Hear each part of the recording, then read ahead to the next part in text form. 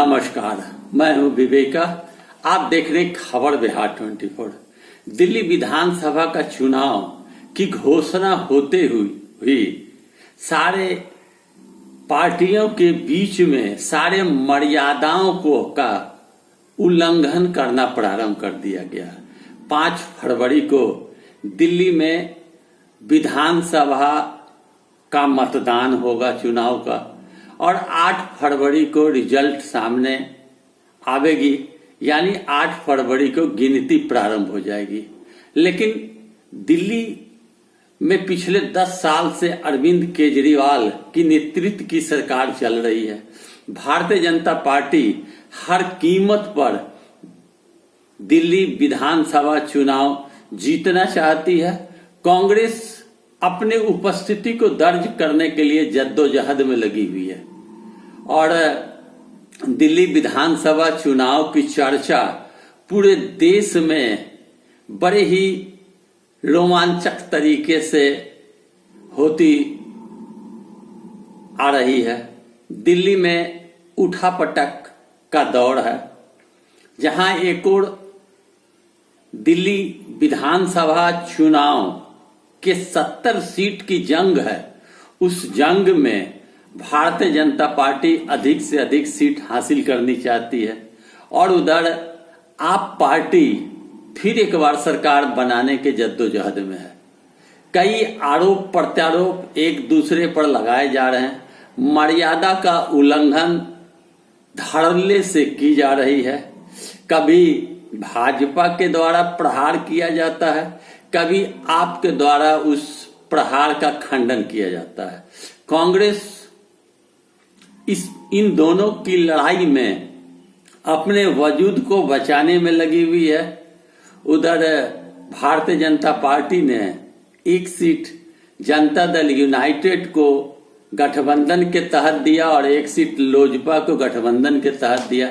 यह रणनीति बनी कि जो बिहार उत्तर प्रदेश इधर के इलाके के लोग हैं उन्हें भाजपा की ओर प्रभावित किया जाए। स्टार प्रचारक अपने भाषण में तरह तरह के सगुफे छोड़ रहे हैं। अरविंद केजरीवाल पर सबसे बड़ा आरोप लगा है शराब घोटाले का। करोड़ों करोड़ गबन का आरोप है। मनीष सिसोदिया, अरविंद केजरीवाल जेल जा चुके हैं। कई अन्य मंत्री जेल जा चुके हैं। दिल्ली की जनता का मूड इस बार क्या अरविंद केजरीवाल को सपोर्ट करने का है या पूरे देश की तरह भारतीय जनता पार्टी की हवा दिल्ली में उठ चुकी है। कांग्रेस अपने आप को स्थापित कर पाएगी, यह देखने योग्य बात है।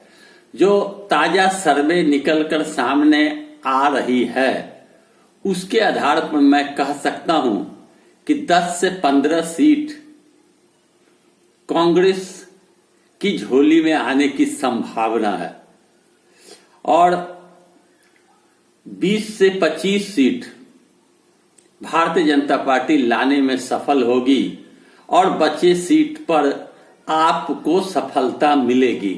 कह सकते हैं यह आप कि सरकार किसकी बनेगी और पूर्ण बहुमत की सरकार बनेगी, इस पर संशय है।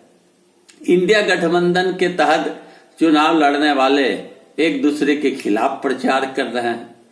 कांग्रेस अलग प्रचार कर रही है, आप अलग प्रचार कर रही है और 70 विधानसभा सीट में कम से कम आधे से एक अधिक होनी चाहिए जिसकी सरकार पूर्ण बहुमत की बनेगी। लेकिन प्रतीत ऐसा होने लगा है कि जिस तरह की कांटे की लड़ाई है, इस लड़ाई में किसी भी पार्टी को पूर्ण बहुमत मिलने की संभावना नहीं है। जद्दोजहद अरविंद केजरीवाल कर रहे हैं, अपनी सफाई दे रहे हैं। सगुफा भाजपा की तरफ से छोड़ा जा रहा है। कितना प्रभाव आम जनता पर पड़ता है? क्या अरविंद केजरीवाल 10 साल में वादा के मुताबिक काम किए हैं? क्या भाजपा वादा करके निभाने के लिए तैयार है, या जो कांग्रेस संविधान बचाव की लड़ाई लड़ रही है, क्या जनता इस पर विश्वास करती है, यह देखने योग्य बात होगी। लेकिन सरकार अब तक के आंकड़े के मुताबिक किसी एक पार्टी की नहीं बन रही है। अरविंद केजरीवाल को पूर्ण बहुमत मिलने की संभावना कम दिख रही है, क्योंकि लड़ाई कांटे की है। अब वोट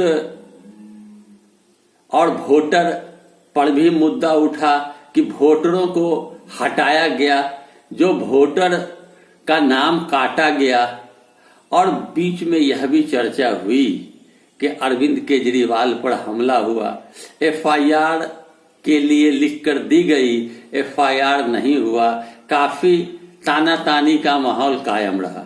चुनाव आयोग की चुप्पी क्या दर्शाती है यह कहा नहीं जा सकता, लेकिन जो सर्वे है उसमें कांग्रेस को भी सीट आ रही है, भाजपा भी अच्छी खासी सीट ला रही है। अरविंद केजरीवाल कहीं न कहीं पिछड़ते नजर आ रहे हैं।